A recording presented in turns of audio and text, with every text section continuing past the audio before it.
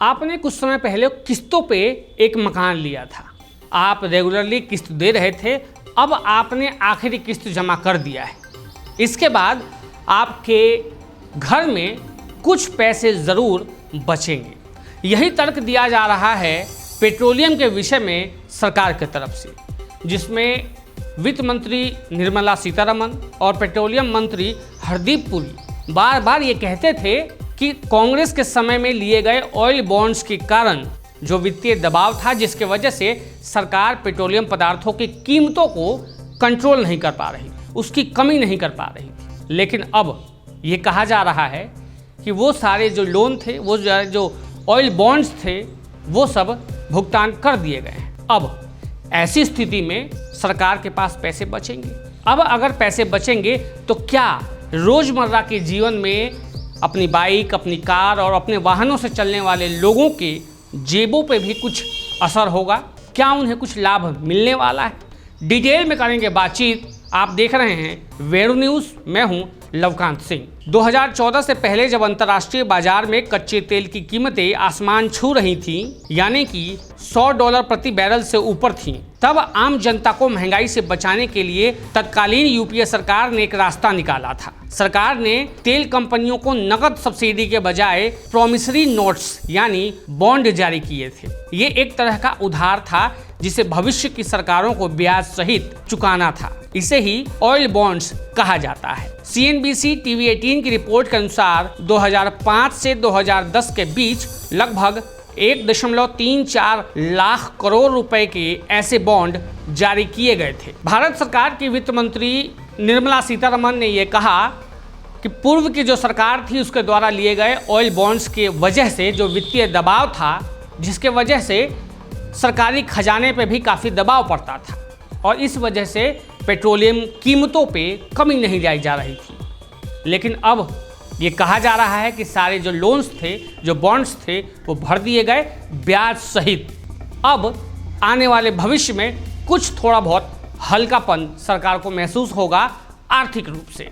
वित्त मंत्री निर्मला सीतारमण ने राज्यसभा में बताया कि मोदी सरकार ने यूपीए शासन के दौरान जारी किए गए 2.92 लाख करोड़ रुपए के ऑयल बॉन्ड्स का बोझ मूलधन और ब्याज सहित मार्च 2026 तक पूरा कर दिया है। उन्होंने बताया कि 2004 से 2010 के बीच यूपीए सरकार ने नगद सब्सिडी के बजाय 1.48 लाख करोड़ रुपए के बॉन्ड जारी किए थे, जिन्हें बजट से बाहर रखा गया था। वित्त मंत्री के अनुसार इन पुराने कर्जों को चुकाने की वजह से राजकोषीय स्थिति पर दबाव पड़ा, अन्यथा ये पैसा देश के भविष्य के लिए जैसे अस्पतालों, स्कूलों और बुनियादी ढांचों पर खर्च किया जा सकता था। उन्होंने वर्तमान अर्थव्यवस्था को पहले की तुलना में अधिक पारदर्शी और मजबूत बनाया है। हालांकि ऑयल बॉन्ड एक वित्तीय बोझ थे, लेकिन डेटा एक अलग कहानी भी बयां करता है। 2014 से 2023 के बीच केंद्र सरकार ने पेट्रोल और डीजल पर एक्साइज ड्यूटी से अनुमानित 20 से 25 लाख करोड़ रुपए की कमाई की। बिजनेस स्टैंडर्ड की एक रिपोर्ट और संसद में दिए गए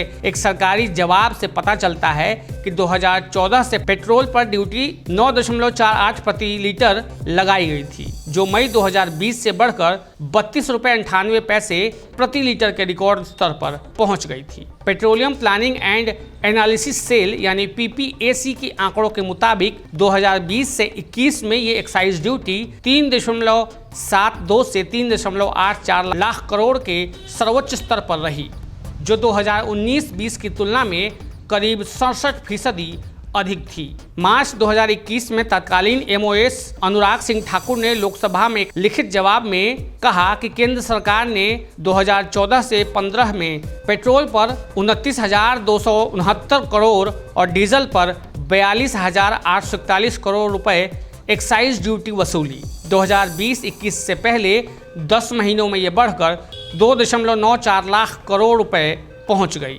अब जरा इस आंकड़ों पर गौर करें। ऑयल बॉन्ड का कुल बकाया 1.48 लाख करोड़ रुपए था, जबकि सरकार की तेल पर लगाई गई ड्यूटी से कमाई 20 से 25 लाख करोड़ रुपए हुई। अब यहाँ सवाल ये उठता है कि क्या 1.48 लाख करोड़ के कर्ज को चुकाने में 20 से 25 लाख करोड़ की कमाई के बावजूद कीमतें कम न करना सिर्फ बॉन्ड के कारण था? अब जबकि सरकार ये कह चुकी है कि जितने भी ऑयल बॉन्ड्स थे वो सब भर दिए गए हैं सूद के साथ, अब ऐसे में क्या आने वाले भविष्य में तेल के दाम घट सकते हैं?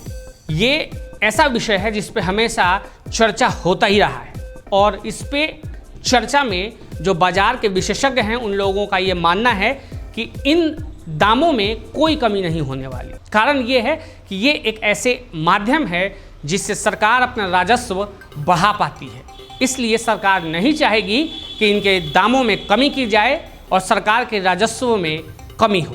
तेल की कीमतों को प्रभावित करने वाले कारण क्या क्या हैं?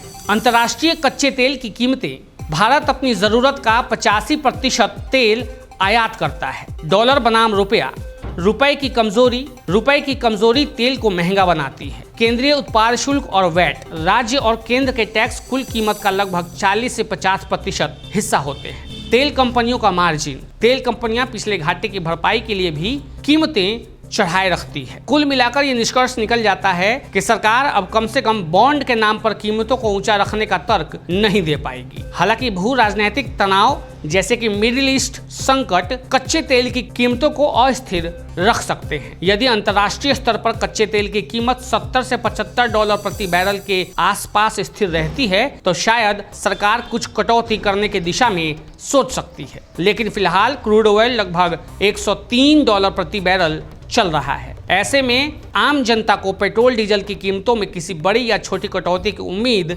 जल्दीबाजी हो। तो कुल मिला के इस रिपोर्ट के बाद ये पता चलता है कि भले ही ये लड़ाई की वजह से तेल की कीमतें बढ़ी हों और अस्थिर हों, लेकिन बाद इसके जब ये स्थिरता हो जाएगी तब भी शायद ही आम जनता के लिए कुछ राहत मिले, जिसकी उम्मीद अभी ना के बराबर है। कारण भी है कि सरकार चाहती है कि उसका राजस्व कम ना हो, क्योंकि अगर राजस्व कम हो जाएगा तो विकास की जो रफ्तार है वो थोड़ी धीमी पड़ जाएगी और इस रफ्तार को सरकारें कम नहीं करना चाहती।